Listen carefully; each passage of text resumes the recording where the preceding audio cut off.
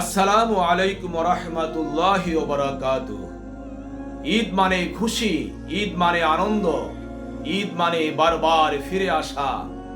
অর্থাৎ প্রতি বছরই আমাদের মুসলমানদের মাঝে ঈদ শান্তি বা আনন্দের বার্তা বয়ে নিয়ে আসে।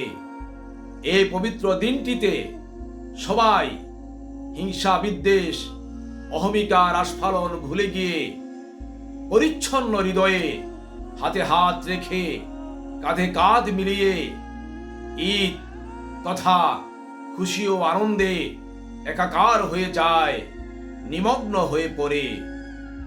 সবাই ঈদের দিনে ঈদ উদযাপন করলেও বস্তুত দীর্ঘ একটি মাস সিয়াম পালনকারীদের জন্যেই এই ঈদ তথা খুশি বা আনন্দ। কারণ রব্বে কারিম ঈদগাহের ময়দানে সিয়াম পালনকারীদের জন্যে ক্ষমা ঘোষণা করেন, তাদেরকে পাপ মুক্ত করে দেন, তাদেরকে ক্ষমা করে দেন।